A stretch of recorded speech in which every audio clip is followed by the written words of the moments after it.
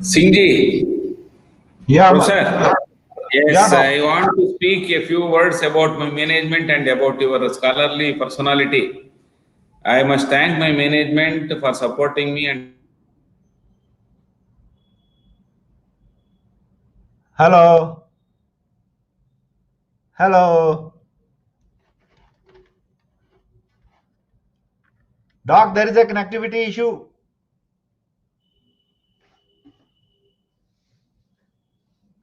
Dr. Shivalinga?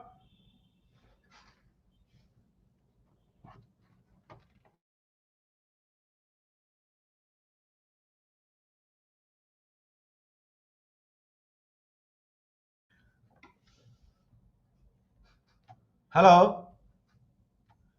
Dr. Shivalinga Gowda?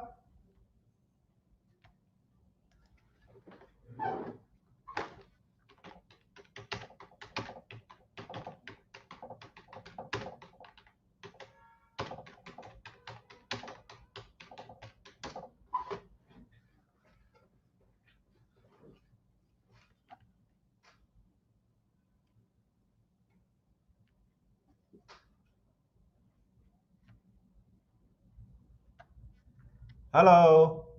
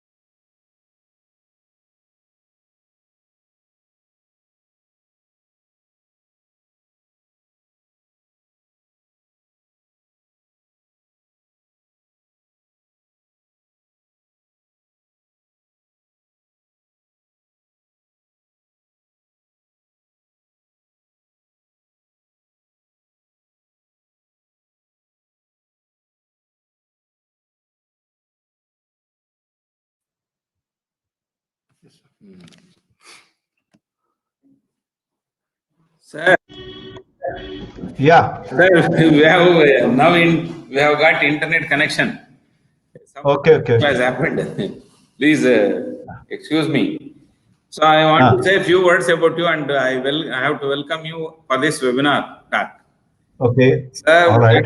Gurcharan Singh is a good Uh-huh. friend of mine, and both of us have worked in Indian Commerce Association in many conferences and many Uh-huh. seminars. And he is a diverse personality. He has done MA Economics, LLB, and MCOM, along with PG Diploma in the journalism and mass communication, and he has a So, doctorate in management science, and yeah. he is a Professor and head of the School of Management Studies in Punjabi University, Patiala. Yeah. And from this, he has put in about 25 years of teaching service, during which he has written some very good books, and he has presented almost 100 and odd papers in seminars and conferences, and there are about 100 publications to his credit. And he was a deputy coordinator for SAP program in the department, and Dr. Gurcharan Singh teaches business administration classes and handles subjects in the area of finance and strategic management. And almost all seminars conducted by IIMs and IIT, he would be a resource person, and he has presented many papers, and he has visited many countries like USA, Sri Lanka, Bhutan, Nepal, Hong Kong, Dubai, and Maldives, and other countries for academic pursuits. So apart from this, he is a very good speaker, and he has accepted our invitation to speak on plagiarism. And I hope that my listeners are going to be benefited by his talk. And with these few words, I can invite Professor Gurcharan Singh, a good friend of mine, to speak a few words about plagiarism. You have been invited.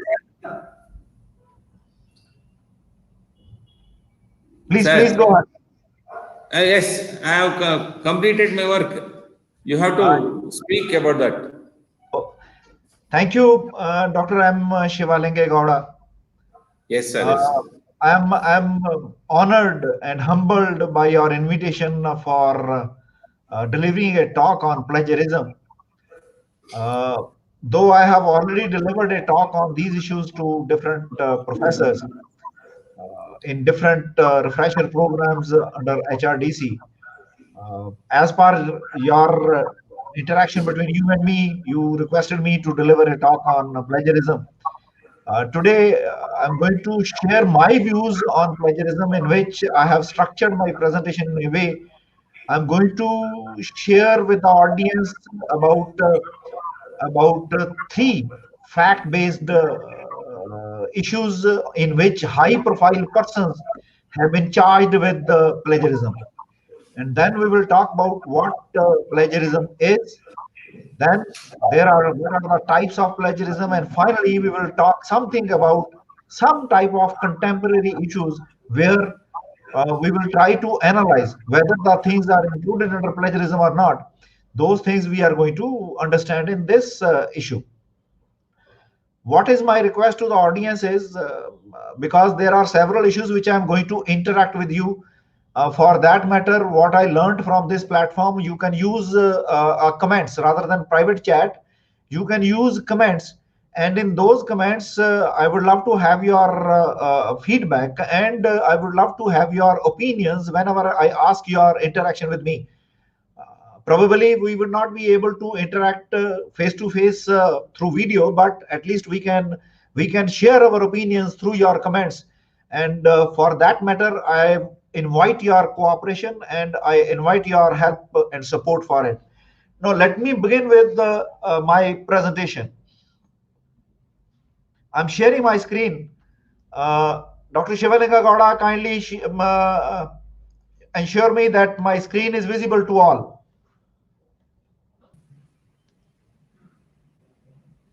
Dr. Shivalinga Gowda, kindly ensure that my screen is visible to all, please. Yes, it is visible, so now. All right. So let me begin with our concept of plagiarism by what I mentioned to you, that I'm sharing with you three stories about high-profile persons. One of the person is Bob Dylan. If I ask you who is that Bob Dylan, this person is a Nobel laureate in music, and the question is how he is involved in plagiarism. One of the journalists, when she listened to his lecture, when he was giving a lecture on how he won Nobel Prize, and that Nobel Prize lecture was consisting of 20 references about Moby Dick, which bear some similarity to the Spark Notes version, meaning thereby that even the high profile persons are charged and accused of plagiarism. That is I intend to share with you. Second story is, it is about a Kamayu University vice chancellor. And the question in this case is that Kamayu University vice chancellor, along with his student, they were found guilty of having copied large portions of research paper, and that paper was written on black holes. And this paper was written by one professor of Stanford University. They just removed the name of that professor, author of that paper, and put up their name and got it published. And ultimately, they were charged for it. And one committee was constituted by Justice R. Under the chairmanship of Justice R. Singh, who is a former judge of Allahabad High Court. And he gave a report, which I would love to show you. Is it visible to all of you? Is it really visible, Dr. Shivalinga? Dr. Shivalinga, is it visible? Yes, sir. Yes. Is it visible, sir? Okay. So you see what I am showing you. This is a report which has been prepared by that judge, and the person was found guilty of plagiarism. And next slide also shows one more story. One more story from in which again the vice chancellor, again a high profile person, a vice chancellor of Delhi University, he was found accused of plagiarism. What happened in this case? The brief facts of the case is, one student in way back in 1995, he was working in with one Professor P. Parthasarthi, and on genetically modified Indian mustard. But somehow what happened in 2000, he left that place and then came to Delhi. He started working with Dr. Deepak Mental in Delhi, and when P. Parthasarthi came to know about it, then certainly he was shocked. The person was shocked. He made a complaint that the portion of the research which a student did with that P. Parthasarthi, from that work they got it some research paper published with Deepak Mental. Now, the question is whether that portion of research work which a student did with P. Parthasarthi was under plagiarism or not. That is a question. And in this case, an FIR was registered, and Deepak Mental was found. Deepak Mental was charged with the plagiarism, and ultimately he had to leave the position of vice chancellorship, and he was arrested also. Finally, though he got a bail, but he was arrested for a few minutes or few hours. Then he got a bail, and his student was also found involved in that scandal, though he is away from India. And it is waited that whenever he will land back to our on Indian soil, he is going to be immediately arrested. Now, these are the cases which I have shared with you. That what to talk of our normal layman people, it is about high profile persons. And one research study says that in India, 80% of the research writings are plagiarized. Based on this, now the UGC and other regulatory bodies, they are becoming very stringent. They are becoming so stringent, so harsh, that how to remove this, the root cause of this plagiarism. And they are going with number of activities. In 2017, UGC released some draft guidelines, and in 2018 they have released regulations with regard to plagiarism. I will share both of the guidelines as well as regulations with you after some time. Now, what plagiarism is? The simplest definition of plagiarism is the act of presenting another's work or ideas as your own. Meaning thereby, let's say if something is, research is done by, let's say, Dr. Shivalinga Gowda, and I took the idea of it and presenting as my own. Now, if I am presenting as my own without giving credit to the original author of that research, then it is going to be a plagiarism. Now, as per UGC draft guidelines 2017. Just go through it, because there is a difference between draft guidelines and the final regulation of 2018. As per draft 2017, plagiarism means an act of dishonesty and breach of ethics, and it involves using someone else's work as one's own. It also includes data plagiarism and self-plagiarism. Just underline two major lines. One is academic dishonesty and another is breach of ethics. And final line is data plagiarism and self-plagiarism. When I go through the plagiarism, it involves certainly someone else's work when you are using as one's own. But it also, as per draft guidelines, though it is not mentioned in regulations 2018, in draft guidelines they mentioned that this is an academic dishonesty, and ultimately this is a breach of academic ethics also. They also included two more things: data plagiarism and self-plagiarism. Let me focus on these two aspects also. One of my students, she prepared a paper, and in financial econometrics normally we call that is there are different types of models, like it's a Granger causal, like it's ARIMA, there is a VAR, and we are doing a lot of modeling of time series analysis. On that paper, we employed one model of ARIMA. It is average what you call return integrated with the moving averages. Now this was a model, RIMA model was conducted on it, but somehow when we went for validation of that model was not true to the realistic situation. I asked my scholar to just go for checking off all calculations. She checked all calculations. Ultimately, we come to the conclusion that statistically everything was right, but realistically it was not near to the realistic situation. We sent that paper to some statistician. Now that statistician asked for raw data.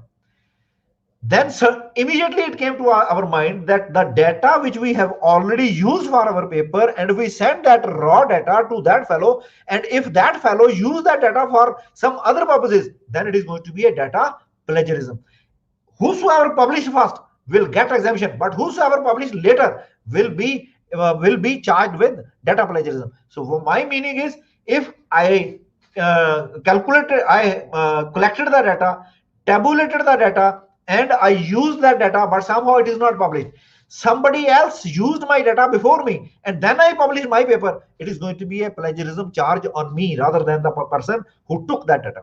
Now, this is a one issue of data plagiarism. Now, what is self-plagiarism? Self-plagiarism is, let's say you are writing down your thesis, and while submission of your thesis, before submission of your thesis, you publish one or two papers or three papers out of your thesis.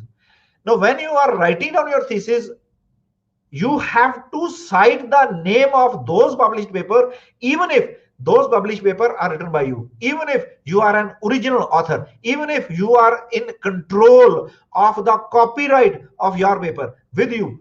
Even then, if you are not citing the name of that published papers in your thesis, because thesis is published later on, then it is going to be a self-plagiarism. Now take the opposite side also. The opposite side is, if the thesis is submitted first and you got your evaluation done, but on the other side, after submission of your thesis, after evaluation of your thesis, then you published number of paper out of it. And if you have published number of paper out of it without citing the thesis, then again it is going to be a self-plagiarism. As UGC says, because the paper which you have published earlier and then whatever you are submitting later on, it means you are recycling, you are retexting those things which you have published earlier. That's why it is called as self-plagiarism. I'll show you that circular also, which UGC have issued in April 2020. Now, one more dimension which I would love to share with you is that is Merriam-Webster Online Dictionary, which have given two senses of how plagiarism means. It is, one sense is transitive sense, second sense is intransitive sense. Now, if I say it is a transitive sense says to steal and pass off the ideas or the words of another as one's own, use another's production without crediting the source. But in intransitive sense is, you commit a literary theft, meaning that I went to my friend's house, I found some poems written by his handwriting in some diary. I pick up that diary without telling him, and when I come to home, I got it published in my name.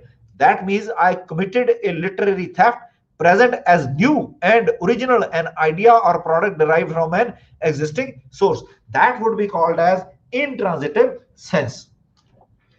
Now, from where this plagiarism come? Plagiarism comes from one word, a Latin word which is called as plagiaris. Now, this Latin word plagiaris means it is a kidnapper, that you have kidnapped something who is owned by somebody else. And when you kidnapped it, then you say that this product, this service, or this item belongs to me. This research activity belongs to me. Now, if you are doing like this, then it is called as plagiarism. Why plagiarism is important and who really cares for it? Plagiarism is a theft of intellectual property. I'll ask later on whether this violates a law. I'll correlate with it that it is a theft of intellectual property. Plagiarism is a cheating also. When you are doing this, it is a cheating with the original author who created that idea.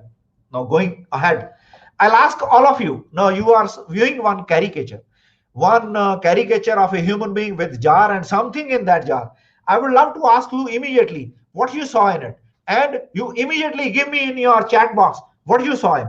Immediately go for it. I want to have in your comments, so that this interactive session would be more fruitful with you. What you saw in this, I'm again showing you that picture. Now, this is a picture. Don't read underneath whatever has been written. You just see there is a professor, there is a teacher, or there is a person with specs having a jar and something in it. What is there in the jar? Kindly write down. Kindly write down in the comments, so that at least I can saw that you are at least you are listening to me. Go for writing in comments. I'll wait for 1 minute. I'll wait for 1 minute. Now, there are coming with your introduction. I don't need your introduction. I need what you saw in that. What you saw in that. I again show you that slide. Now, this is a slide. What you saw on that slide? Kindly comment in comment box. Come up quickly. I don't see anything in it. In your comments, please write, so that this session becomes more active, interactive. Someone is reading a book. Good. Now it is coming. Some kind of biology specimens. Okay, that's great. That's great. I hope now people are coming up with their comments. Please come up with more comments. Water. Okay, that's great. Something else. Come up. You will be more engaged in it. Reading the book, knowledge, water. Okay, it's not clear, sir. I'll show you again. I'll show you the slide again. Now, this is a slide. Go for it. This is a slide for you. Go for it. I'm showing you that slide. Yeah, I can see a book like book. Please zoom it. Okay, I'll zoom it. Now, this is zoom for you. This is a zoom for you.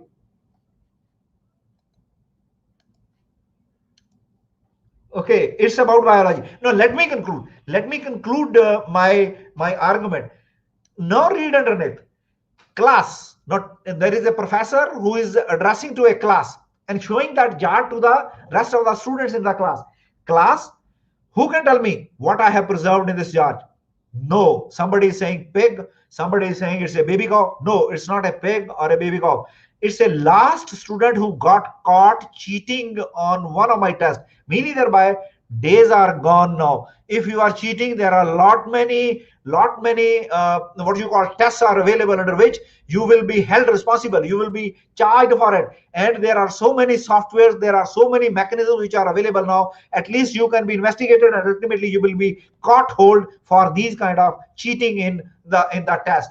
What I intend to share with you is, please avoid these kind of cheating in your tests onwards, because now the things are on move by regulatory bodies. Why we are talking that this should not happen? The most important reason not to plagiarize is my issue to sharing of plagiarism with you is, we are talking about higher education, and when we talk about higher education, we normally say that higher education is it involves some research, it involves some thinking, it involves some kind of writing. And when you are you are involved in research, thinking, or writing, you are creating some kind of educational experiences. And these educational experiences are what? There are some existing theories. You are adding value to those existing theories. What does it mean? The educational experiences become a addition of value over the existing theories, over the existing models, over the existing research. And when somebody is sharing those educational experiences, who is involved in research, who is involved in thinking, who is involved in writing, and he is not sharing, he is just trying to research, somebody else robs off that educational experiences, then it hurts. It hurts the original creator. It hurts the academic what you call honesty, and then it becomes academic dishonesty, and you are involved in breach of educational or academic ethics also. That's why we say it is the most important reason not to plagiarize. Because if you think yourself that you are involved in research, somebody else robs you of that educational experience, what happens to you? What happens to your emotional state, and what happens to your what you call mindset? If you are being hurt about it, then somebody else might be hurt with this. Hence, you have to be very careful with regard to plagiarism in future. I'm showing you another slide. In this, one student is coming to his teacher. He's saying, really, someone told me it's not plagiarism if they are dead. Now, I want your opinion. If somebody says to his teacher that somebody, हौली बोल भरा okay भरावा सुन ले मैं हौली बोल रहा if somebody is what you call, if some student is coming to a teacher and saying that the person was dead, I have used his idea, I have used his research, would you say that this is a plagiarism? I'll ask everybody as an audience, would you say this is a plagiarism? Go for it. I'm showing this slide again, and somebody who was talking about Holly Bolpra, I am now speaking very slowly for it at a very slow pace so that his understanding would be more on it. I'm again showing you that slide. The slide is a zoomed slide. Really, someone told me it's not plagiarism if they are dead. Would you say that in this kind of situation, that is a plagiarism or not? No. One is saying no. Anybody else? Come on. No, sir. Come on. More. I need more opinions from you. I need more opinions from. No. Okay. Come on. No, sir. I need more opinion, and it should be very quickly. Your response should be very quick so that I can understand that you are listening to my talk. No. But somehow, now let me tell you, even if somebody says that the person is dead, and if you are using his research idea, it is a plagiarism. Why it is a plagiarism?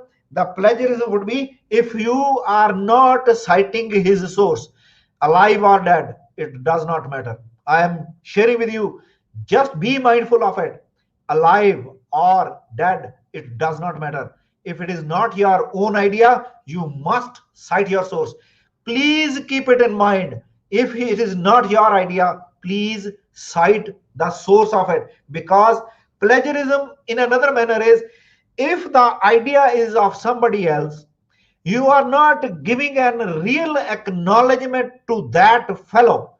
Even if the person is dead, that will lead to plagiarism. Please be mindful of it. Now, next slide shows it. Now, let me come to another terminology which is called as copyright. Just for your reference, I'll share with you, first of all, this Copyright Act is under Indian Copyright Act 1957. I'll give you two types of copyright. One is from India, second is from US.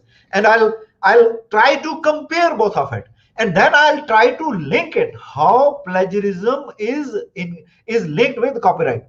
Copyright is a bundle of rights given by the law to the creators of literary, dramatic, musical, and artistic works and the producers of cinematograph, films, and sound recordings. You see, underline this word creators of the literary, dramatic, because this is an important part.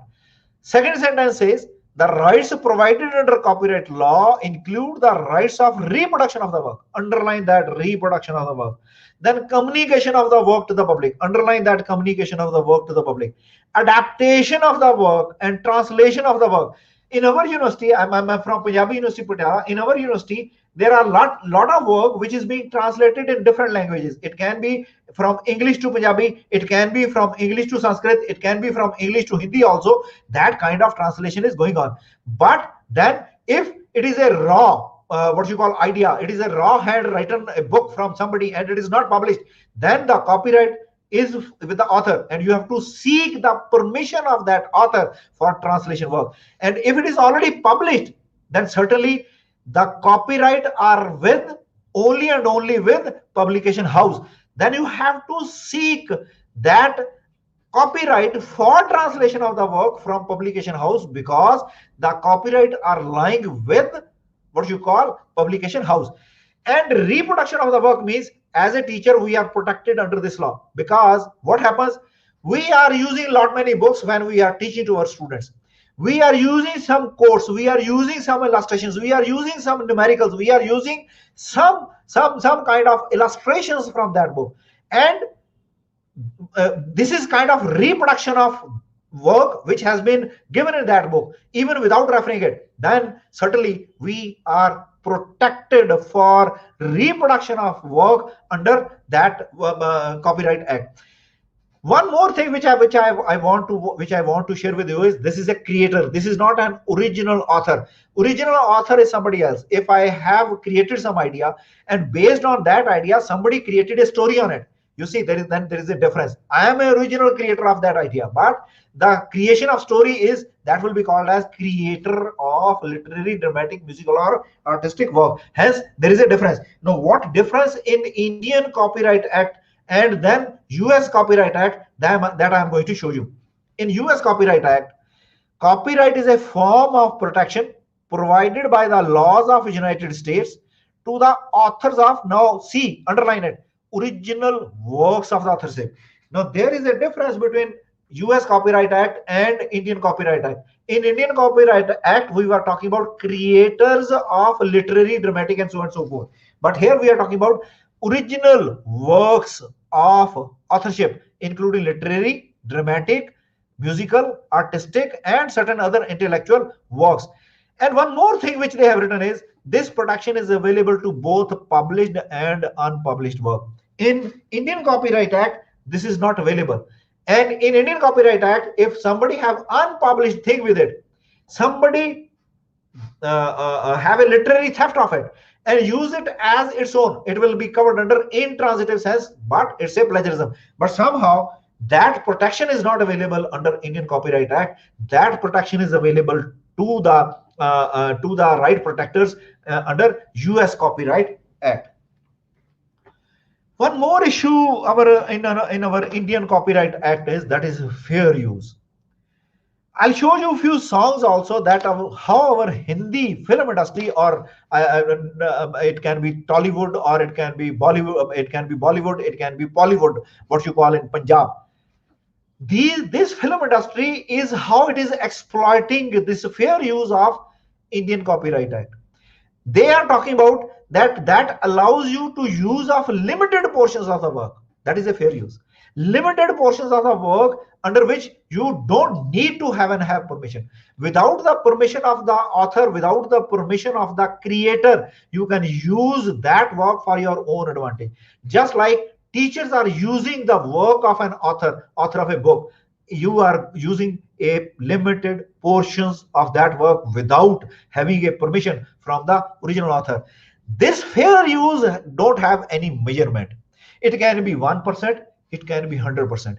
That is how you are going to interpret. That is how you are going to express, and that is how you are going to argue for that limited portions of the work. And if you are able to do that, you are protected under this clause of fair use for under your Indian Copyright Act.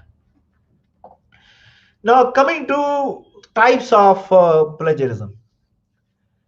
I'll share with you few types of plagiarism and people would like to understand this. What is first type of plagiarism? The first type of plagiarism is copying. Now what copying is? Just go through it. Now this is a slide which I'm sharing with you. This contains one paragraph with inverted commas which starts from children, ends at the end week. Again inverted commas close. And there is a reference. Reference is picked up from Zimbardo, Philip G, 1977. There is a article, and finally there is a publication house as well as the publication place. If you pick up A to Z of that para, if you copy A to Z of that para without change in it, and then you paste it into your writing, into your write-up, this is called as copying. This is called as copying, and this is one type of example of copying as plagiarism. Now second example is what you call is plagiarism. Now patchwork plagiarism. Now what is patchwork plagiarism? You do some kind of stitching in that paragraph, changing few words with your own language, leaving rest of the words with original language. If you are changing few words with your own language, this you call is you are stitching as patchwork of that paragraph. Now going through the example of it. Now this is an example of it. It is almost same paragraph which I have showed you earlier. Colored figures have been changed. What I mean to say, few words have been changed. What you are watching in colors. If you are changing few words in that paragraph and majority of the words are left unchanged, then this kind of change of words which you call is patchwork plagiarism. Now coming to third type of plagiarism. Now third type of plagiarism is called as paraphrasing plagiarism. There is a somewhat of similarity between paraphrasing plagiarism as well as copying. In copying, 100% A to Z of that para was copied. But in paraphrasing, the only difference is majority of the words have been changed, lesser of the words kept same. I repeat, majority of the words have been changed, lesser of the words have kept same. It is almost entirely opposite of what you call in patchwork plagiarism. And if it is done, then it is a paraphrasing plagiarism. Just see, the colored words have been changed. There are majority of the words. Black words which are without change, and if you are keeping those words unchanged, majority of the words are changed, then it is called as paraphrasing plagiarism.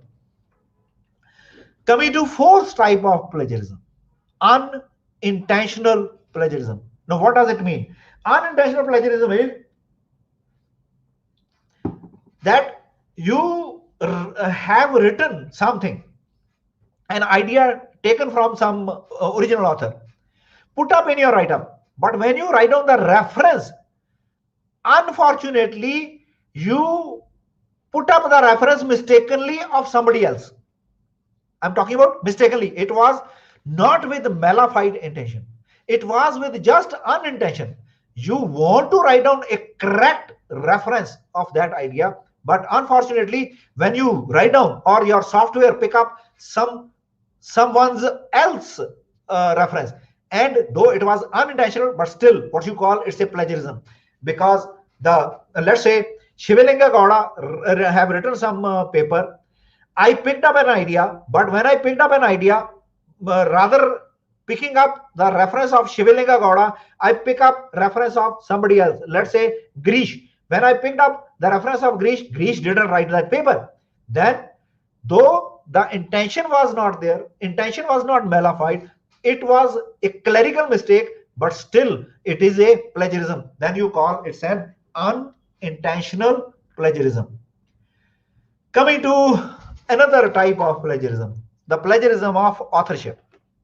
Just now I have shared with you the example of Kumayu Vice Chancellor. Now, what happened with the Kumayu Vice Chancellor? They pick up the paper which was published in the name of Black Holes, published by a professor of Stanford, remove the name of that professor of Stanford and put up their name. Rest full paper belongs to somebody else. And if you are doing like this, you are just replacing the author, original author, with a plagiarized author. Then this kind of plagiarism is known as plagiarism of authorship. Last type of plagiarism is known as plagiarism of self. I have already explained to you self-plagiarism. If you are not citing your earlier publication, which is in your name, to the later publication where you have taken some idea from your earlier publication, then it is going to be a plagiarism. As per UGC, this is called as the recycling of the ideas which you have published earlier. Now you are not using that, then it is going to be a self-plagiarism.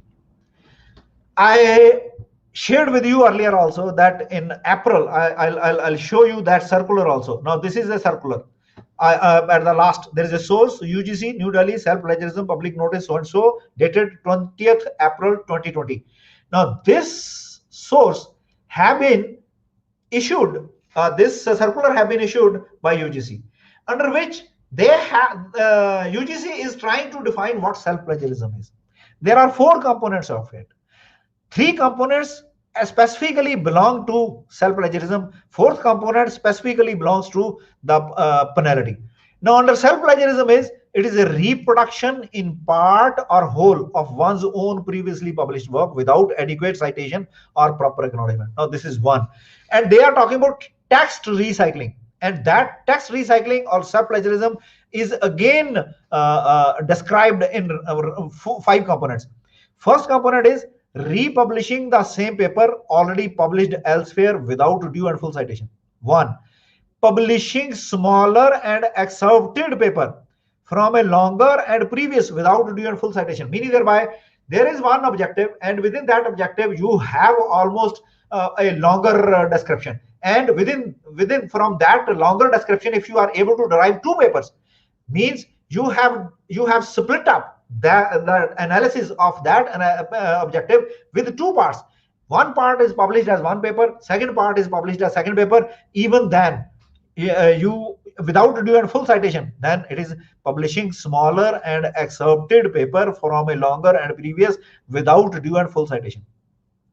Third issue is reusing data. I talked about data also. Reusing data already used in published work. Like if you have used a data in paper, then you are using that data for your thesis also. Then again, this is going to be plagiarism if you are not citing it properly. Breaking up a longer, larger study into smaller sections. I have already explained. Paraphrasing one's own previously published work without due and full citation. As paraphrasing, 80% is 80 to 90%. Language have been changed. 10 to 20% language remains unchanged. Even then, without full citation or due citation, then again it is going to be a self-plagiarism. Now, what implication it would be? Self-citations do not add any number to the individual citation index or H index. Mindful it. Self-citations do not add any numbers to the individual citation index or H index. And what penalty would be? There is a stringent penalty, and this is a guidelines to the vice chancellors, selection committees, screening committees, IQACs, and all any experts involved in academic performance evaluation assessment are hereby strongly advised that their decision in case of promotions, selections, credit allotment, award of research degrees must be based on an evaluation of the applicant's published work to ensure that the work being submitted for promotion selection is not self-plagiarized. And if it is self-plagiarized, your whole work deemed to be cancelled, meaning thereby the APA score will be immediately withdrawn from that particular self-plagiarized work. Coming further, now again I'm showing you one more caricature. Now I'll again come to your comment box. Now these are few contemporary issues which I would love to share with you, and this says plagiarism, but my roommate gave me permission to use his paper and said I didn't have to cite him. What I need your comments, and again in comment box. Come on, I need your comment box immediately. I ask you, if your roommate allows you not to cite his name, if your roommate allows you not to cite his name, and you use that without citing his name, would you say that this is a plagiarism or not? Come on, give your comments immediately in comment box. I wait for your comments. Come on, quickly. No comments? Quickly. Are you there with me? Are you there with me? I need your comments. Come on, quickly. Waiting for your comments. I'll wait for 1 minute more. I showed you slide again. The slide is like this. Plagiarism, but my roommate gave me permission to use his paper and said I didn't have to cite him. Would you say this is a plagiarism? That is an issue. Yes, that's great. That's great. Now it is coming up. Yes. It is a plagiarism. Yes, sir. It is a plagiarism. Go on. Keep on. I heard that there are 900 people who have registered for it. Somebody is saying no. Of course, that is a plagiarism. And if somebody is saying no, it is Purushottam V. I would love that if the person can come up in comment box how it is no. How it is no. If somebody can put up his argument, how it is no. Yes, sir. Yes, it is plagiarism. It is plagiarism. Go on. Come up. It's great that you are with me. I really appreciate you. But it is Purushottam who is saying that this is not plagiarism. If he can put up his argument, no, he didn't get the permission. Okay, sir, is there any open source software? I'll come to that. I'll come to that. Yes, sir. No, he did not get the permission. Let me come to my argument. What I told you, even if the person is dead or alive, what to talk of oral or written consent? What to talk of this? Even the person is dead or alive, you have to give an acknowledgement to the original author of an idea.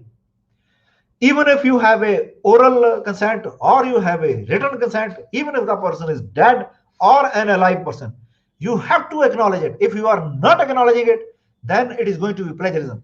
That is what I wish to say. Sorry, you cannot use someone else's work, artwork, or presentation without proper citation, even if he gave you permission.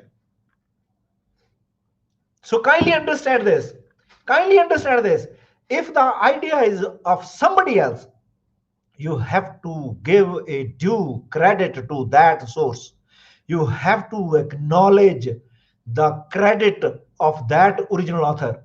If you are not doing it, even if the person is alive or dead, even if the person is giving you written consent or oral consent, this is going to be a plagiarism without citing the name. That's what I want to say here. Another issue.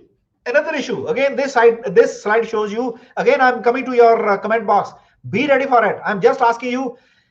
A lot of stuff is available on websites, and that stuff is freely available. Now, if you don't cite the name of that stuff in your write-up, would it lead to plagiarism or not? I again ask you. The stuff is freely available. A lot of knowledge is available in websites, and that stuff is available. That academic knowledge is available free of cost. It is freely available. Would you say that this is what you call is plagiarism or not without citing them? Again, coming to your comment box. Proper authentication or acknowledgement is required if permitted. No, somebody is saying if permitted is not wrong. I'm asking you, even if it is a free stuff available on website without citing the name of that website or the author, would you say that this is a plagiarism? Yes, now people are coming up. Yes, it is. Yes, it is. Come up. More opinions. I want more opinions. Yes, it is plagiarism. Now coming up. A good number of comments are coming up. Great of you. I salute all of you that you are with me. Come on. Yes, it is. It's true, whatever you are writing down, that even if it is a free stuff, you have not paid for it. Still, it is your ethical academic behavior. Academic ethics measures it that you give a due credit to that website.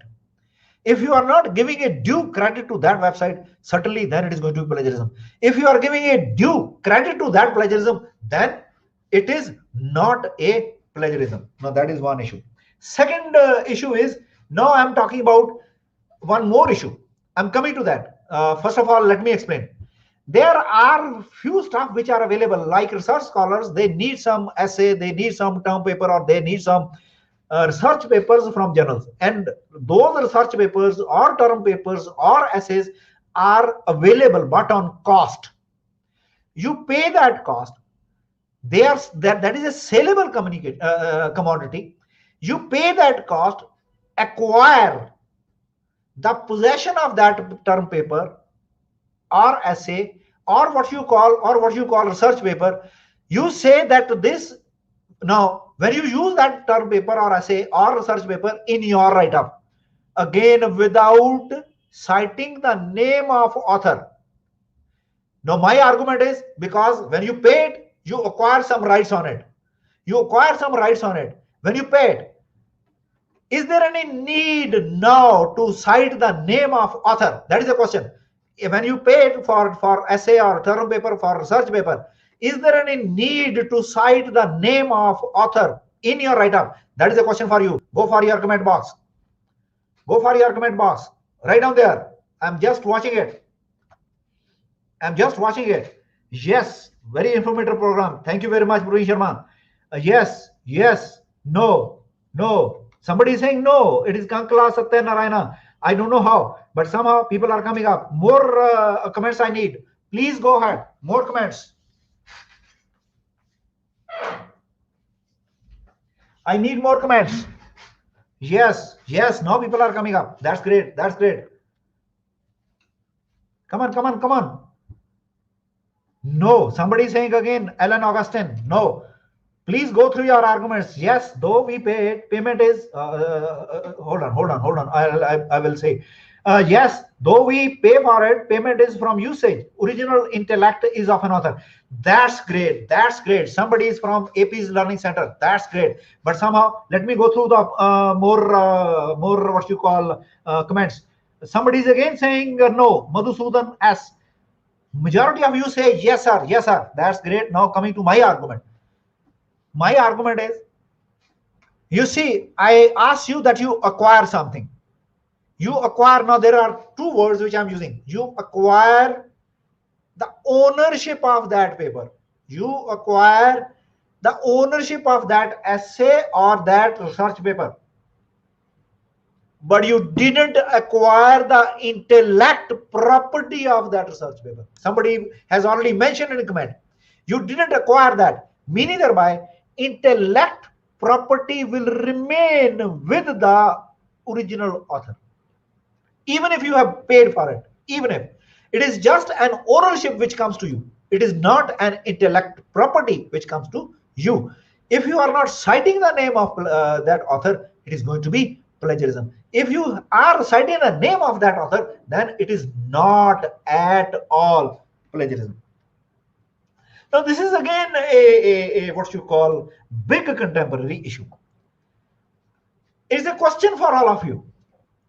There is one bishop standing in church. Kindly listen to me carefully. One bishop standing in church reciting some sermons from Bible, but without naming that book. I repeat, a bishop standing in a church reciting some sermons from that Bible, but without naming the book, that Bible, right? Holy book, that Bible. Would you say this is a plagiarism? That is a question for you. Coming to you again in comment box. Coming to you, asking for comments.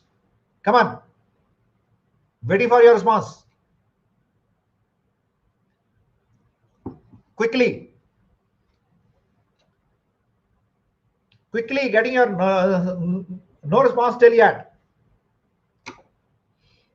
Come on. Waiting for your response. 1 minute left. Yeah. Suddenly it comes. Yes, sir. Yes, sir. Yes, sir. Yes, it is. Somebody is saying no. A few of the persons say no. Can they write down their arguments also in comment box so that they can have a comparison what I argue and what you argue? A few of people say no. Dr. Poonam so and so, Purna Kumar say no. Okay, but majority of people say yes. Majority of some say no also. That's great. That's coming up. A good account of opinions are coming up. Majority of you say no. Yes. Now I change my argument based on this slide. I change my argument. Situation is almost same. I put up a different scenario in front of you. Let's say a pandit, what do you call pujari in a Hindu temple. He is reciting some shlokas or sermons either from Ramayana or from Gita, but without referring them.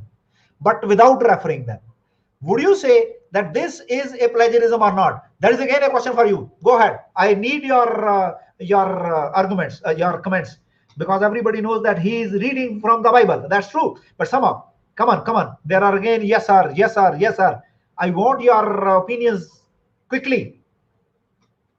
I think it is not necessary to mention the name of book, but needs to mention author name. Okay, that's great. Very much interactive session. Good going. The resource person is very enthusiastic. Nice one, sir. Thank you, AP's Learning Center.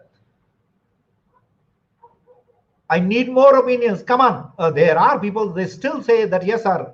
If somebody is not referring the name of that book, still it is a plagiarism. Okay. No. Yes, sir, it is. Now Grish GJ is saying it is. Yes, sir. Yes, sir. Now I put up another argument. I'm not showing you that slide. Let's say a bishop standing in church.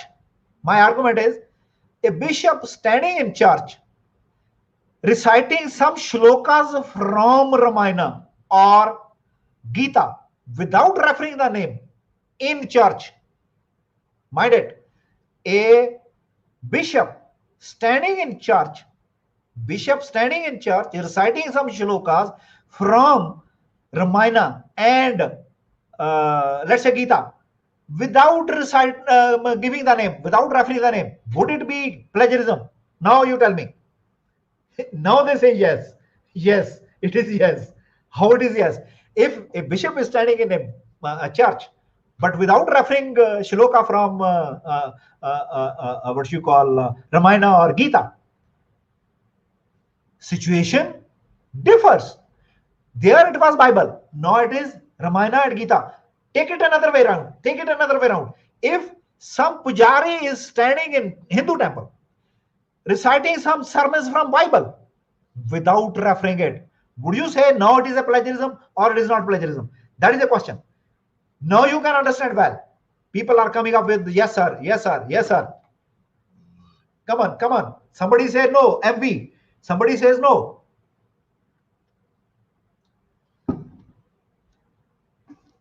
Munjan Ji Napak. Oh, kya baat hai? What's the name? Good name.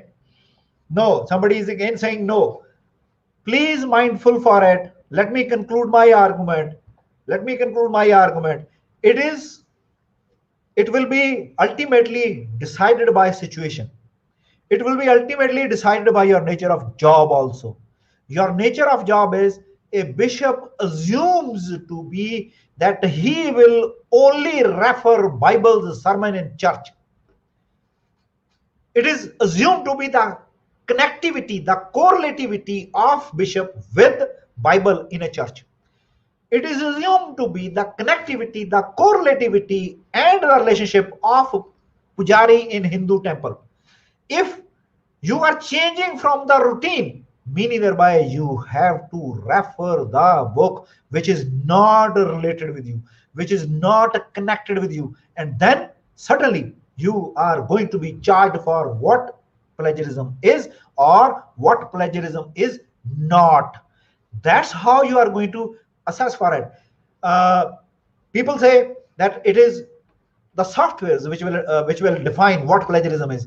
No, Software are only a helping tools for you to check similarity index. What similarity is there? Ultimately, it is your human brain. I say this human brain, which will define whether this is a plagiarism or this is not a plagiarism. That's what I want to say here. Coming to another issue, the lectures by the professors. The lectures by the professors, do you think they are protected by copyright law or not? That is an issue with you. Asking you a question. Again, put up your comments in comment box. The lectures by the professor, like me, I am delivering a lecture. Do you think this lecture is protected by copyright law, copyright or not? Come on. No. Somebody said no. Okay, that's great. That's great. Anima MZ say no, but more opinions. No. Oh, great. Well, but few of them saying that yes. But majority are saying again. Few of them say Ashwini Chug say no. Lakshmi say no. Can they write down their arguments also? Why it is no? No, sir. Praveen Sharma also say no. Anusha KM say no. Come on. No. Yes. Great. Come on. More opinion I need. Gagan MS say. Gagan MS say yes. Okay. Now coming up, it's OP source, sir. Okay. Open source. No, sir. Yes, sir. Okay. Let me conclude my argument here. You see, if I am just referring few things from a book without my analysis, and I'm going straight away from that book, I am protected by a fair use and for reproduction of that book. It is not plagiarism. But if I do include from different sources and I build my own original argument, understand? Again, repeat it. If I do derive information, knowledge from different sources, I gave them acknowledgements. You must be watching of each my slide, giving sources at the underneath of my slide. If I'm using those sources, making an argument by my own analysis, now that analysis is my idea. Now, if my idea is there, then certainly the lectures of our professors are protected by copyright laws. And if you use their ideas, you must give them credit. If you use their ideas, you must give them credit. To not to do is plagiarism. Coming with another. Now there is a word book. There are some common knowledge which is available in these types of book. It can be a common sayings, what you call idioms, something like it. There is a common knowledge, common facts like sky is blue. If you are not citing the name of these types of things, when common knowledge is available, would you still say that this is a plagiarism? Question. Again. Yes, sir. Go on. Okay, you convinced me. No, every person have different views. Yes, it's free source. Okay, no, yes.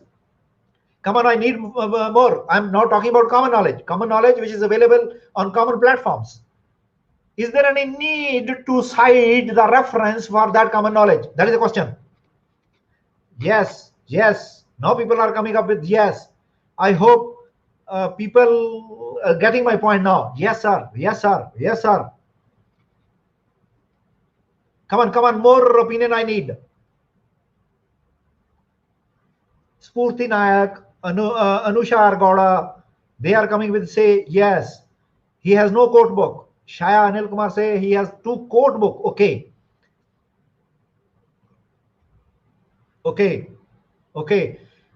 Now coming to my argument, I'll share with you my argument. Let's go for it. I'm showing you this slide. Now there are easily observed. The sky is blue. It is visible to all. Still you need to refer that sky is blue. Who has written it? No, there is no need of it.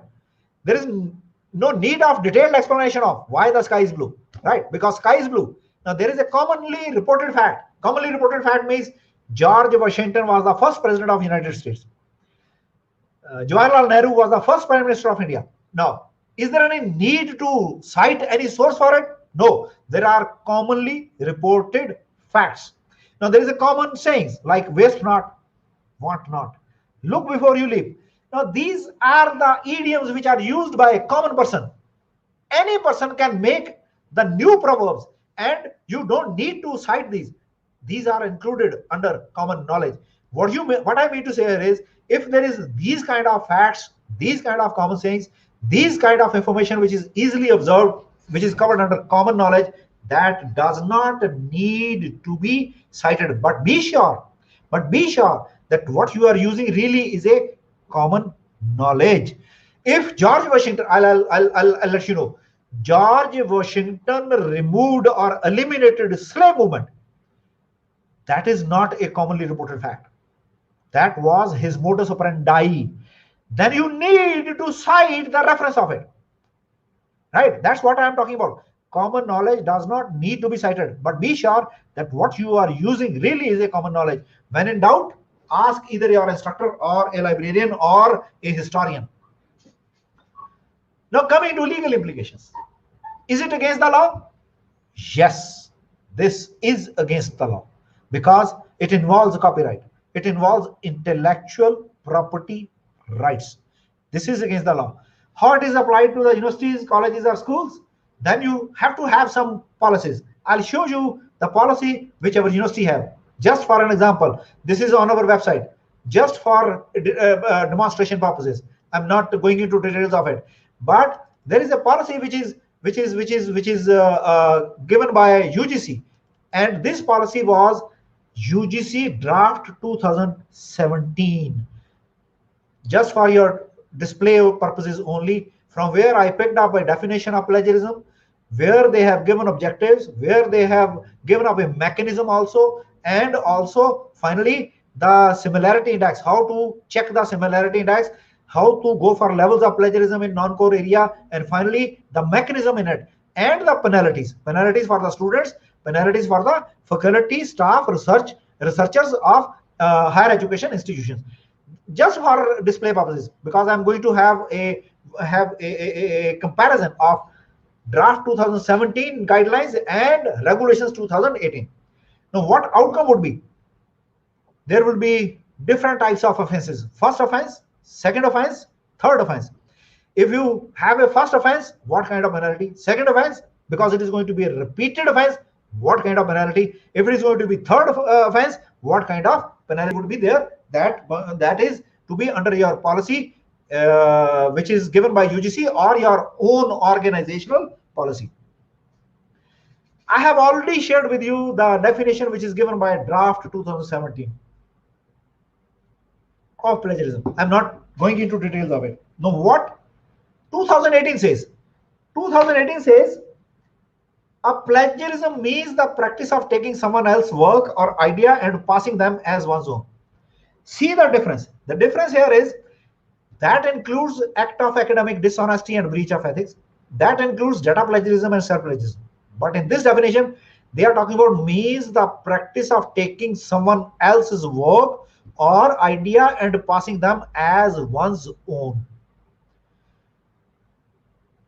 Regulations itself assumes that self-plagiarism and data plagiarism are included in this statement. That is an assumption, and based on that assumption, in April 2020, they have issued the guidelines with regard to self-plagiarism as well. Objectives are almost same, which is given in 2017 and 18. Coming to similarity checks. Now, in similarity checks, there are some exclusion policy. Now, what should be excluded while you go for similarity check? All quoted work either falling under public domain or reproduced with all necessary permission and attribution or both. All references, bibliography, table of content, preface, and acknowledgements should be excluded. All small similarities of minor nature should be excluded. All generic terms like I'll say women empowerment, I'll say sexual harassment. Now, these are all generic terms. Laws, let's say Right to Information Act. Let's say University Grants Commission Act. Let's say Indian Copyrights Act. These are all names of the law. And if you write down that name, this will be similar with the number of resources. Hence, that should be excluded while similarity check. Standard symbols like pi, like summation, like these types of standard symbols and standard equations. What is the difference in Regulation 2018? All the three are same, only one issue. All small similarities of minor nature, which is included under all generic terms and laws.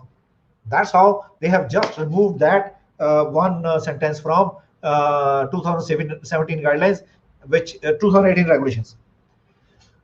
Now, level of plagiarism. Level again are 4. But first level, they didn't mention level 0. They mentioned similarities up to 10%, which is excluded. Level 1, similarity up to 10% to 40%. Level 2, similarities up above 40 to 60%. Level 3, similarities above 60%. What is in 2018? In 2018, here they didn't mention level 0 up to 10%. Here they mention level 0, similarities up to 10%. And they are talking about minor similarities. Here they didn't mention minor similarities. They say excluded. Here they say no penalty. Similarity is there. Similarity is there. You cannot ignore that similarity. Here they are talking about excluded. But here they say similarity up to 10%. Minor similarities are there, but no penalty. But level 1 is almost same. 2, 3 are almost same with draft 2017. Now penalties. Under draft 2017, if it is about what you call academic misconduct, similarity up to 10 to 40% because 10% is excluded. Student will not be given any mark or credit for plagiarized script. More issue is he will be asked to resubmit his revised script within a stipulated time period not exceeding 6 months, meaning thereby his degree allotment would be delayed for 6 months. That is a penalty. 1, he will not be given marks earlier to it, right? Level 2, if it is 40 to 60%, no marks or credit for plagiarized script. And now the revised script is going to be submitted only after the period of 1 year, but not exceeding 18 months, meaning thereby 12 months, between 12 months and 18 months. Level 3, no marks for or credit, but on the more, his registration for the course also to be cancelled. But these are all draft guidelines. Now, if there is a repeated offense. Repeated offense means if person found plagiarized at one stage, and let's say he was found for level 1. Now, in a repeated offense, though his plagiarism is even 10%, but he will be charged for 40 to 60%. I repeat, the person who is found in first offense 10 to 40%. Now, even if the person is found for 10 to 40%, but he will be charged with the next higher level offense. Higher level offense is 40 to 60%. That penalty would be imposed on him if it is a repeated plagiarism. Now, another issue is if the degree or the credit has already been obtained and the person left the institution. But later on, after 2 years, 5 years, 10 years, 20 years, if it is found that the research work which is submitted for obtainment of degree was plagiarized, and if it is proved, then the degree, award of degree would be kept in abeyance. 1. Secondly, the award of degree may be withdrawn even. That is a penalty for if degree is awarded and later on it is found that the research work for obtain of degree was plagiarized. This is again for faculty and staff. That was for students. It is almost same. But coming to now regulations 2018, again showing you the document. This is the document which I was talking about, that there are regulations 2018, from where I am just comparing 2017 and 18. Just for your reference, please. Right. Now again, what are the penalties for submission of thesis or dissertations? Level 0, no penalty. Level 1, Again, such students shall be asked to submit a revised script within a stipulated period not exceeding 6 months. Almost same, but no marks or something like it. But if his level similarity above 40 to 60%, then it is restricted to 1 year. In 17, it was between 1 year and 18 months. Here it is 1 year. In level 3, the program, it was no marks and program will be cancelled. Here it is program shall be cancelled at all if the similarities are above 60%. And if the penalties are for academic and research publications. Level 0, no penalty. Level 1 shall be asked to withdraw manuscript if the similarities is between 10 to 40%. If the level 2 happens, similarities above 40 to 60%, shall be asked to withdraw manuscript, shall be denied a right to one in annual increment, and shall not be allowed to be supervisor for 1 year or for 2 years. It can be for master's dissertation, MPhil dissertation, or PhD dissertation. For level 3, shall be asked to withdraw manuscript, shall be denied right to 2 successive. Level 2, 1 annual increment. Level 3, 2 annual increments. And for supervision will be stopped for 3 years. Now, these are the penalties which have been proposed under Regulation 2018. How to avoid plagiarism? Now, coming to the last set of my what you call session. Simply be honest. Avoiding plagiarism is quite simple. Simply be honest. And when you are used a source in your paper, give credit when it is due. Acknowledge the author of the original work you have used. Avoiding plagiarism. What you can do? There are only 2 ways. Use your own work as often as possible. Use your own work. Use your own language as often as possible. Quoting and citing sources is usually required and inevitable when doing research. That's how you back up your own work. Quote and or recite your sources properly. What I mean to say, even unintentional plagiarism would happen if you are not quoting or citing your sources properly. How to cite? Just giving you a glimpse of it. I have gone for 3 types of citation methods: MLA, APA, Chicago Manual, Style. MLA is Modern Language Association, which is normally used in the fields of languages and literature. APA is American Psychological Association, which is normally used for social sciences like education psychology. And Chicago Manual of Style means it is Terubbian style also. It is mainly used in humanities, including those of business, history, and arts. Now, how to quote it? Let's go for it. When you have a write-up, when you are writing down your write-up, 3 ways you can quote your references. There is an indirect method, there is a direct method, there is a paraphrasing. Indirect method means, now you have picked up something from Zimbardo on page number 62, but how you are going to quote in your para. Some researchers note that children are totally insensitive to their parents. Now, this is a sentence picked up from that, but now you'll say some researchers. From where you have picked up? Zimbardo 62, direct. How you are going to write down what you call active passive speech, indirect speech, direct speech. Zimbardo notes that at the end 62, paraphrasing. Now, paraphrasing, how you are going to write down? Some researchers have observed so and so, so and so. Now, at the end, Zimbardo 62. That's how you are going to write down in your running write-up. And when you are going to write down your references at the end, see Zimbardo, Philip G, then article's name, and the year is at the end. Just go through it. Year is at the end.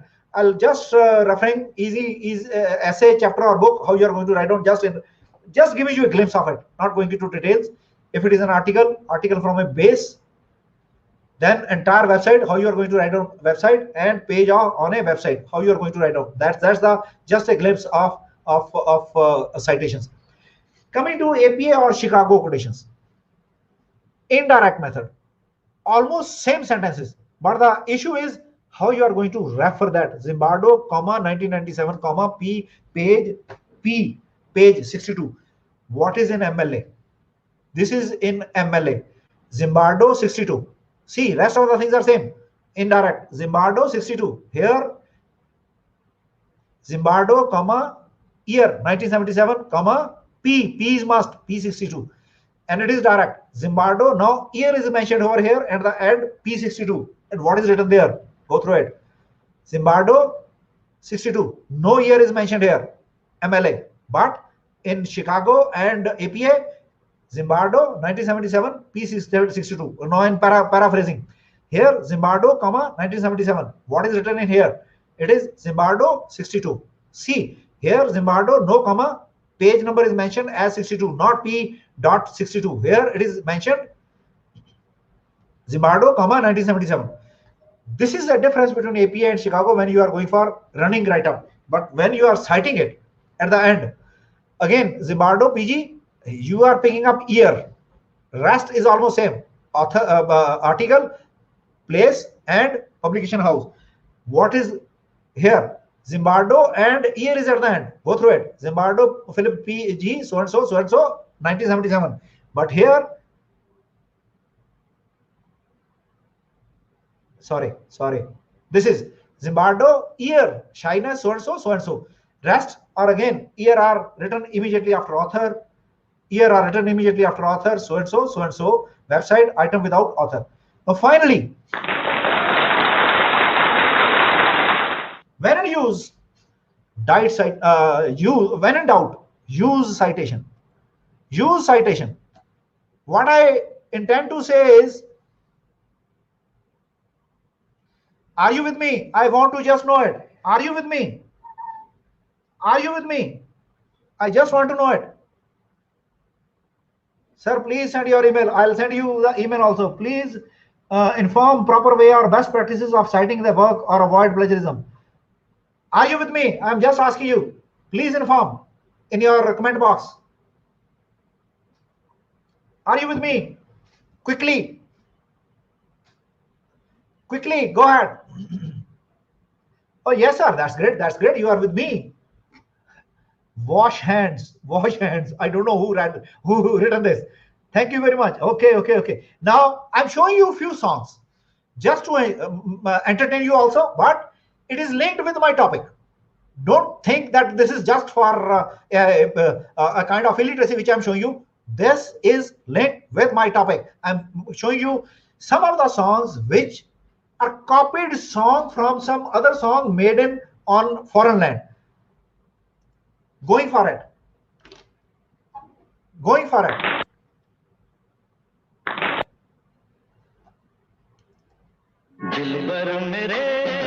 Is it visible to all? Is it visible to all? Please give me your hands up. Is it visible to all? Is it visible to all? These video and audio.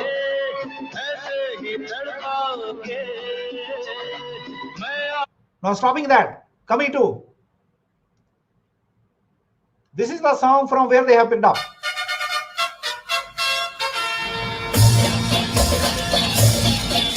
Ich war noch ein Kind, da kamen Zigeuner in unsere Stadt. Tam, kamen in unsere Stadt. This is one song. Another song. See, it is from Kyama Se Kyama Tak, 1988. But from where this song is picked up, The Shadows, 1977. Just go for that song.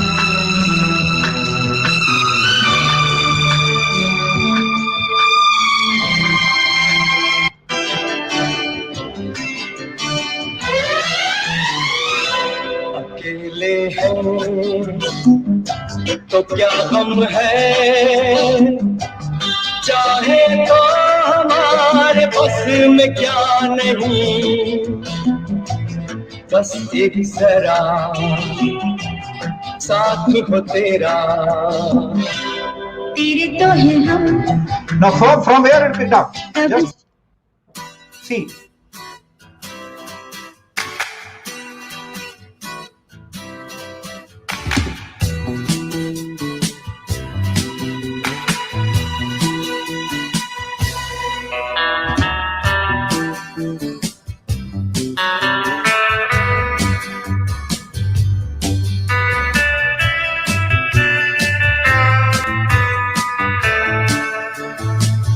Kindly write down the feedback in your comment box so that I can see what kind of performance I have. I'll show you for 5 to 10 minutes this song.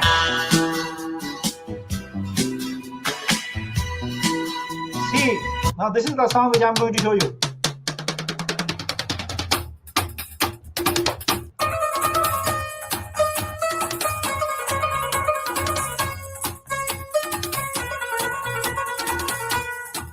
Girish, are you listening to me? Girish, are you listening to me?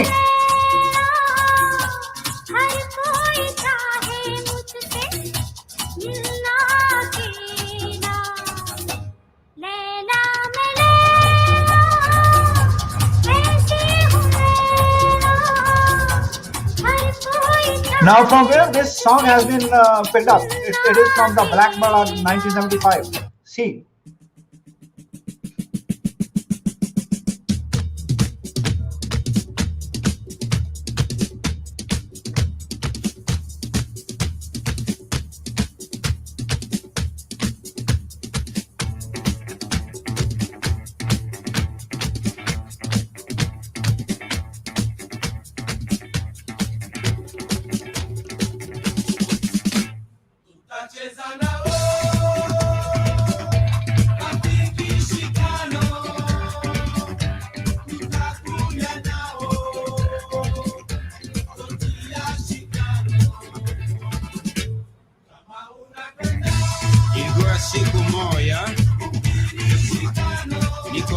Now I'm showing you one song.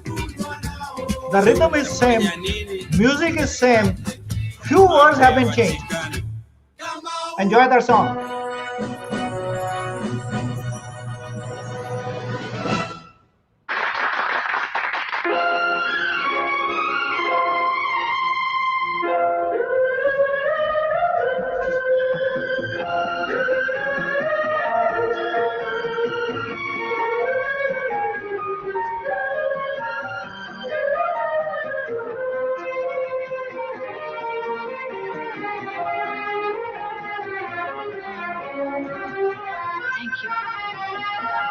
बहुत प्यार करते हैं तुमको सनम, बहुत प्यार करते हैं तुमको सनम,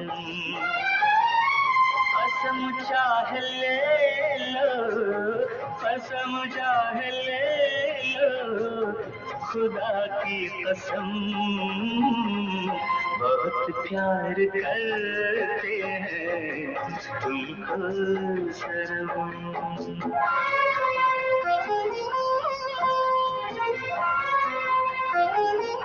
Now, watch this song.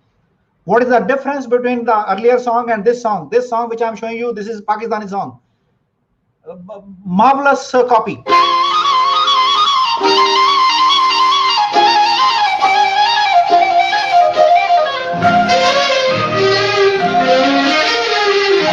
बहुत खूबसूरत है मेरा सनम, बहुत खूबसूरत है मेरा सनम, खुदा बनाता है कम, बहुत खूबसूरत है मेरा सनम। What is your feedback regarding it?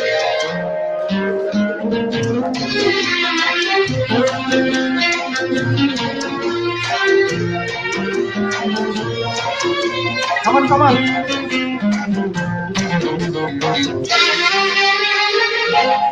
Thank you, Aparna. Thank you for your comments. कजरारी आँखें तो सूरज की Showing you two more songs. थर थराने लगी। है दिल है मुश्किल जीना यहाँ, जरा हट के जरा बच के, ये है बम्बे मेरी जान, हा हा हो ही हा हा हा।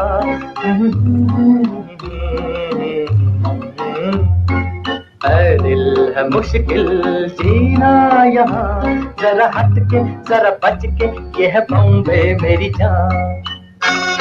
See this song now, from where this song is copied.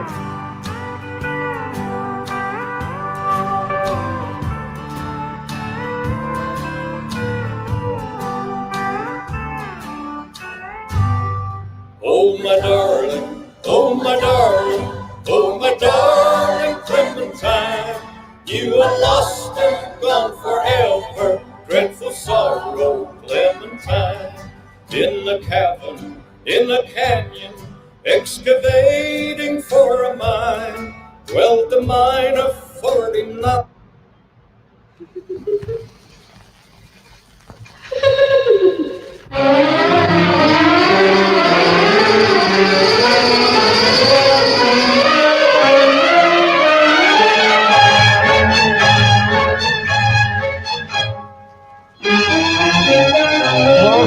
Wow, Sarji, very informative and knowledge webinar. Thank you very much. Thank you for giving us very nice information. Yes, excellent music, fabulous, sir.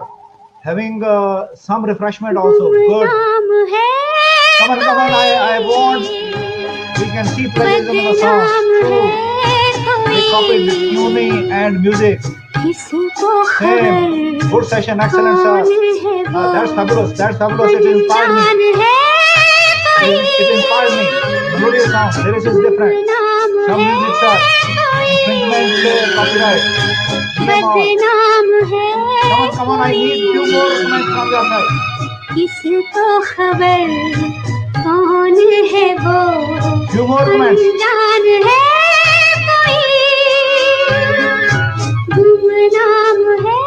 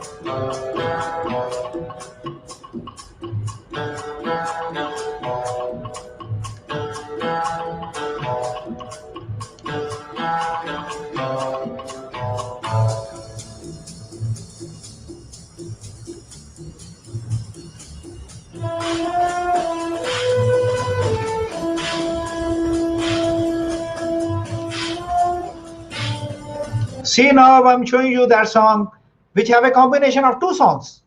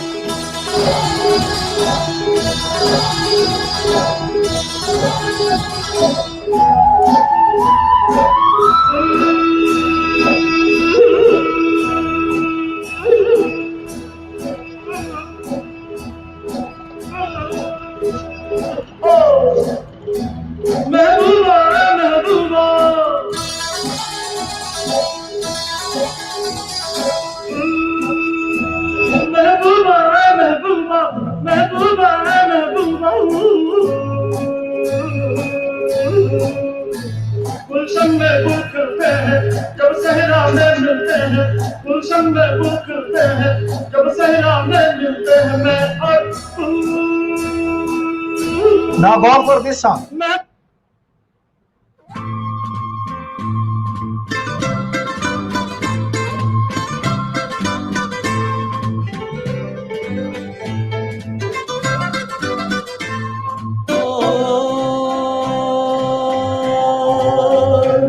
Αν είσαι κι αν δεν είσαι του δημάρχου παιδί,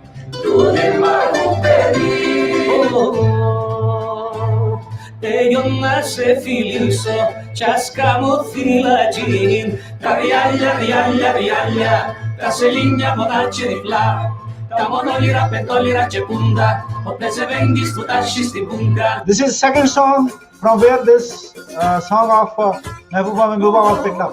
By combining these two.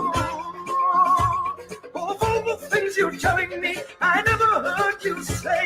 I never heard you say. Oh, the tender words I'm living for that you may say today. Say love me. I'm the door when we take it from me, and stay here forever beside me. Say love One last song which I would love to share with you. Just last song. तुमसे मिलके ऐसा लगा तुमसे मिलके अरमां हुए पूरे दिल के तुमसे मिलके ऐसा लगा तुमसे मिलके अरमां हुए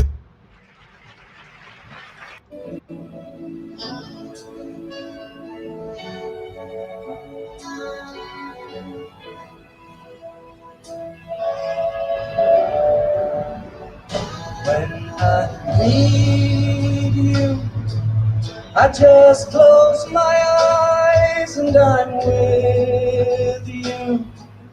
And all that I so wanna give you is only a heartbeat away.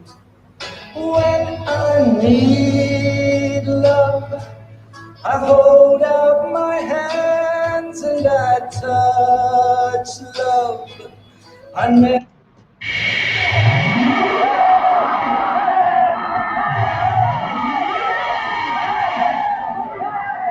हंसी आह नाचे नाचे सारे जवां आह नाचे नाचे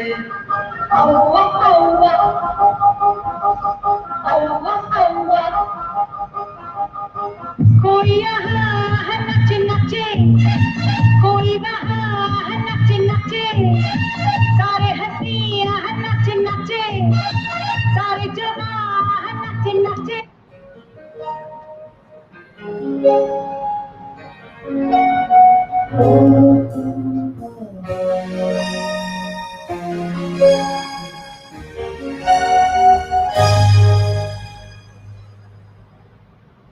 I heard you on the wireless back in 52. Lying awake and then tuning in on you. If I was young, it didn't stop you coming through. They took the credit for your second symphony. Rewritten by machine on new technology. And now I understand the problems you could see. I met your children. What did you tell them? Video killed the radio star. Video killed the radio. Let's conclude the session now. I have shown you a number of songs. There are more number of songs with me. I could not show you because of the time limit. My issue is now go to the Copyright Act. In Copyright Act, I have given you one word which is called as fair use. Our musicians, they are exploiting that word of fair use. And then they say, I am inspired by so-and-so song. If they are inspired by so-and-so songs, at least something have been changed. Even one song, which was just a copy of the Pakistani song, which I have shown you, music is same, rhythm is same, even the musical instruments were same. In lyrics, few words were changed. What you call a patchwork plagiarism, that was there, and rest of the things were almost same. But still, you cannot say that there is a plagiarism because they have a protection from where they get it fair use, and that fair use do not have that rod of measurement.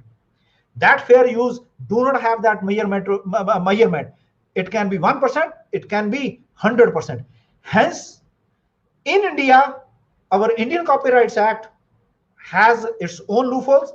But when you go to US Copyright Act, where they say original authorship, because somebody have gone for writing down an original song, somebody have even created a original rhythm, but in India they created an empire keeping of that original creation of somebody else at foreign land.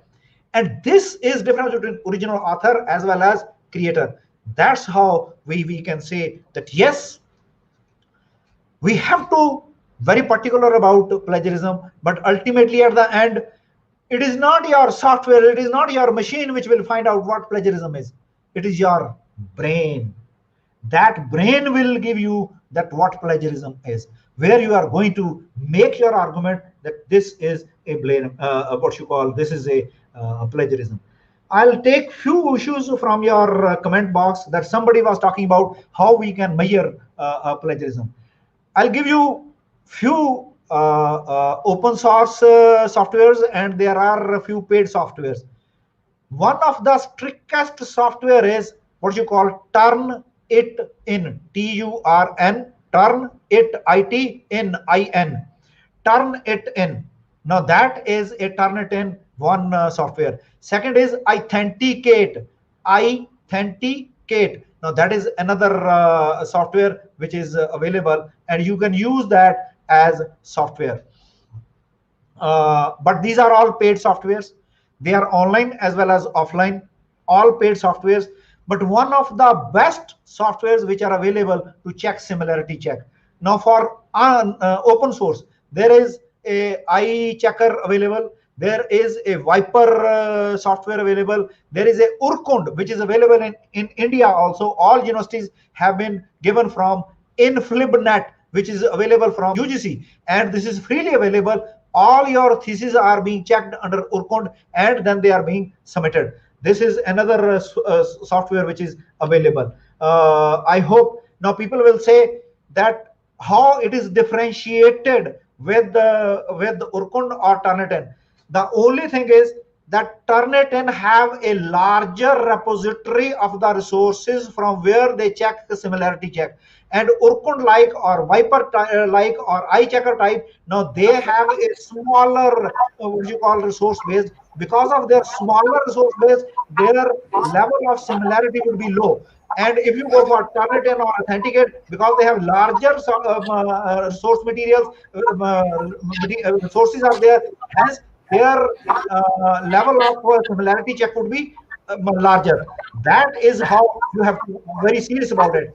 Whenever you submit a paper, try to check your paper, especially in these two, what you call Turnitin and Authenticate. Every journal have their own policy of plagiarism. They can go for 0% similarity, they can go for 5%, they can go for 10%, they can go for 15%. It depends on journal to journal. It is not only one journal or it is only one policy for all the journals. All different kind of journals around the world, they have their own policies, and you have to find out what kind of policy they have, and accordingly you must check your plagiarism and similarity check. To avoid a high level of similarity check, I have given you few tricks also.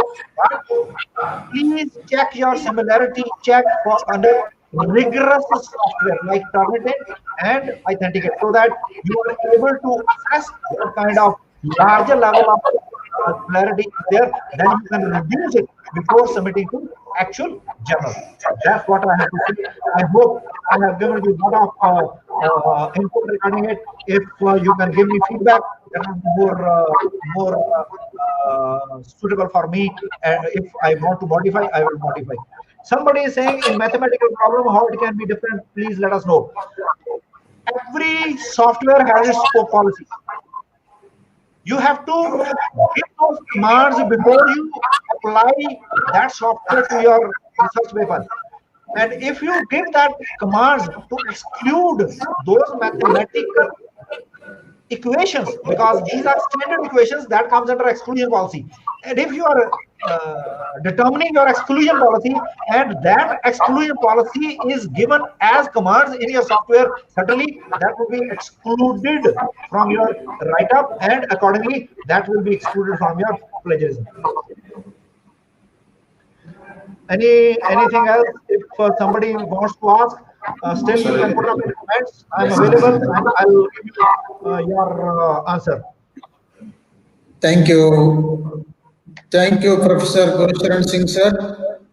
Thank you, Dr. M. Shivalingam. Mr. Mahesh, colleague of Dr. M. Shivalingam. First, I like to thank you for your nice presentation, where you have covered the topic in detail. I hope our listeners are greatly benefited and immensely benefited by your speech.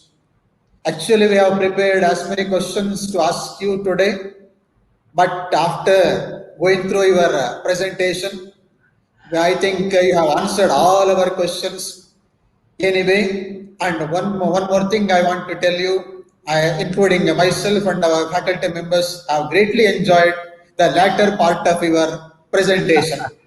Thank you. And you have covered the topic starting from its definition till the legal complications we are going to face if we have committed anything like that one.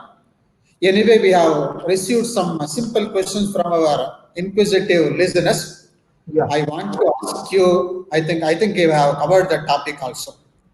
First one wants to know the answer for this one. If I write something somebody has already written and I use it unknowingly, is it come under plagiarism? Pardon, can you repeat your question, please? If I write something, Yeah. somebody has already written. Somebody else. Somebody has already written in their work. Okay. Use it unknowingly. Okay. What about? Is it plagiarism? May I know your good name, please, sir? Sir Mahesh, I'm speaking. But this question. Maheshwaran. Yes, sir, Mahesh. Okay. Dr. Maheshwaran, you see, I'll respond to your query. Now, I'll give you a kind of illustration. What I do, Dr. Maheshwaran have written something. I took that idea from the writing of Dr. Maheshwaran unknowingly, but now I have given you the literature part also, that if you have written something even unknowingly, what you call unintentional plagiarism. Right? Unintentional plagiarism means that if you have written the idea of somebody else, you have an intention to cite his name, but unfortunately by some clerical mistake, or when you are picking up your software and then you are ticking that, and when you are ticking that, you ticked rather Maheshwaran, I ticked somebody else's name. Your intentions are not bad. Somehow, even if I write down the wrong reference, though it is unintentional, plagiarism is there. The severity of offense would be determined by your intentions also. If your intentions are unintentional, the severity of offense would be low. If your intentions are proved that these are malified, the severity of penalty would be more. That's what I would like to respond for this query. So second one, another one wants to know, what is the acceptable percentage of plagiarism, sir? Again, the same question is, I have shared with you. Yes. Let me tell all the audiences, every organization have its own policy. Let it be universities, let it be colleges, let it be schools, let it be journals. For few journals which are classified A-star journal, B-star journal, C-star journal, or ABDC classified journal, or Scopus based journal, or Web of Science journal, every journal have its own policy. Some journal even go for 0% plagiarism. 0% means no similarity check. Sorry, no similarity. Check would be there, no similarity. Some person go for 5%, some person go for 10%. It depends upon journal to journal. Now, coming for our institutions like universities, colleges, and schools, some organizations have again their own policy. But if I go for UGC regulations, UGC have defined under 4 levels: level 0, level 1, level 2, level 3. Level 0 up to 10%, no penalty. Level 10 to level 1, 10 to 40%. Level 2, 10 to 60%. Level 3, about 60%. And penalties have been imposed accordingly. But now it depends upon the organizations, how they adapt these policies of these guidelines or regulations of UGC. That depends from organization. Because why I'm sharing with you, our university, Punjabi University Patiala, have different sets. For management, if I'm moving for social sciences, we have 23% of similarity. And if we go for history, we have 30% of similarity. No, that's how we have made our policy. That depends again from organization to organization. So next one, before submitting a thesis, if I publish papers out of my own thesis work, is it permissible? This is permissible. 1, 2. Now there is a consequential effect of it. How? If I publish few papers out of my thesis before submission of the thesis, when I submit my thesis, I have to cite those published papers in my thesis. If I don't cite them, then it will be included as self-plagiarism as per the UGC circular 20th April 2020. In that, they have specifically mentioned that this is going to be called as text recycling. If it is text recycling, reproduction of your earlier published work in your unpublished thesis, then this is without citing, without due and adequate citing, then it is going to be included under plagiarism. And one more thing, if it is a self-plagiarism, it will not be included in your numbers of citation index or H index. That is also very much clarified by UGC circular 20th April 2020. So last one, is it acceptable to do research on a topic that has been done already? Pardon, can you repeat, sir, please? Question. Is it acceptable to do research on a topic that has been done already by someone? This is a debate. This is a real debate. Let me take my opinion.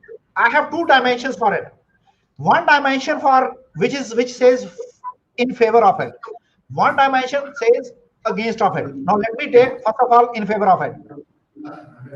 If I take the same topic, because higher education says we have educational experiences, whosoever is involved in research, thinking, what you call creativity and writing.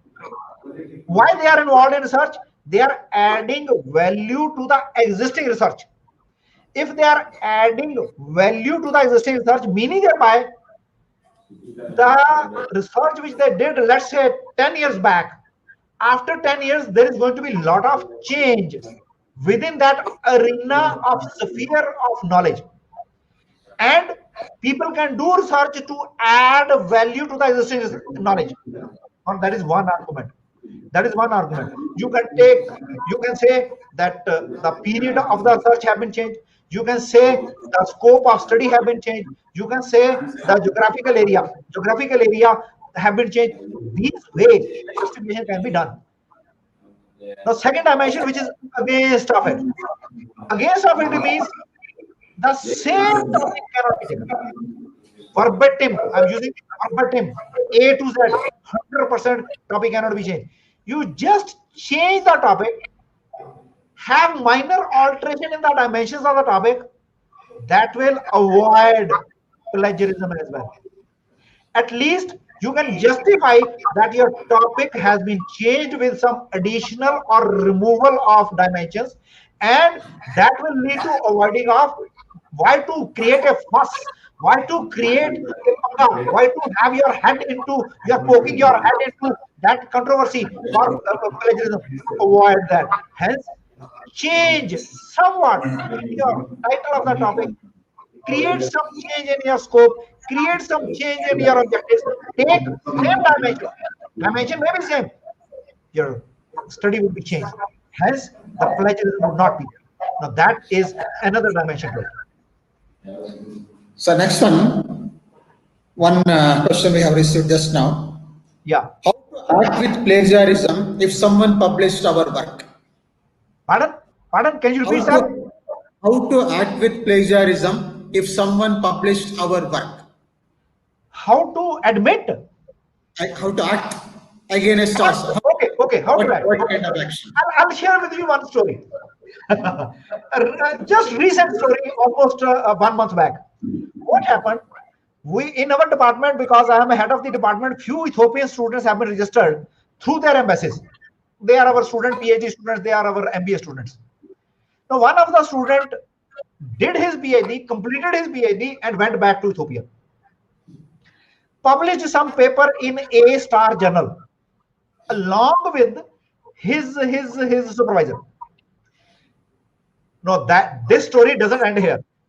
After 2-3 months, 4 months, his colleague over there in Ethiopia, who has some kind of enviousness or jealousiness, he found his profile on website. He found his curriculum vitae. He found his research experiences. Made a complaint. Now, how he made a complaint? He made a complaint to the journal, which is A Star Journal. Mind it, A Star Journal. He made a complaint to the embassy in India. He made a complaint to the embassy, Indian embassy at Ethiopia. He made a complaint to the president in Ethiopia. He made a complaint to the prime minister in Ethiopia. He made a complaint to the president and prime minister in India. He made a complaint to the authority from where he picked up his scholarship. He made a complaint to that. He made a complaint to our department as well. Can you imagine? To our department and vice chancellor. I have given you a lot of input how you can act. Lot of input how you can act. The only thing is, though, in this complaint there was no content in it. Why? Because he was talking about whether at the point of submission of thesis, the plagiarism report have been checked. Yes, in India, all universities have Urkund. As per Urkund report, the thesis was submitted as per the plagiarism report, which was within the range of plagiarism similarity index, which have been established by Punjab University. 1, 2. If I go by the paper was published in A Star Journal. And what is the policy of A Star Journal?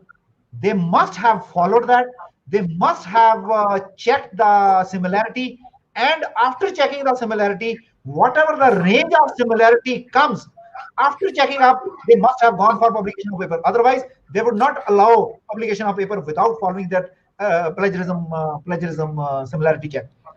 If it is so, the content in his complaint is almost nil, is almost zero. This is how we can at least check, we can act what plagiarism is. Just to pull a leg, this complaint is there. Just to create a stress, this complaint is there. But there are lot many things. If you find out some paper and you can have a copy of that paper, go for checking in, turn it in, you can find out what plagiarism similarity index is there. Then you can act. You can go for journal, you can go for publication house, you can go for his university, you can go for different platforms, different forums, and then you can project that yes, this is a plagiarized content. Because in penalties also, after repeated what you call offense, there is one penalty. If degree is awarded after 5 years, 10 years, 20 years, if it is found that on basis of which the degree is awarded, basis of that dissertation or research paper, degree is awarded, if it is found that that content was plagiarized, your degree can be kept for abeyance for a particular period. Your degree can be withdrawn. That is a penalty for your faculty and researchers. That is how you can act upon. Thank you, sir, for your. Thank you. We come to the end of the question answer session. Thank you once again on behalf of our management, Vidyavardhaka Sangha, and our president, Sri Gundappa Gowda, and press secretary, P. Vishwanath. And on behalf of our principal, Dr. M. Shivlingegowda, and from our listeners, I thank you once again. Thank you for. Thank you, Dr. Maheshwaran. Let me add my emotions because Dr. M. Shivlingegowda was. I don't know how the confidence he imposed in me. He asked me, would it be possible to have a good lecture on it? I told him that I'll try my level best. I do not know whether I have kept to your expectation or not. I have tried my little bit. If it is there, I appreciate it. If not, I have my regrets. Definitely, it has come to more come to our expectation. In spite of your busy schedule, you have made our webinar become reality. Thank you once again from all our listeners and our management and our faculty members. Thank you once again. Thank you, Dr. Maheswaran, and thank you, Thank you, sir. the organizers who have given me a chance, who have given me a kind of platform to share my views regarding a very pertinent topic with all the audience which is available on this podium. Thank you very much. Thank you all. Thank God you. bless all. Well noted.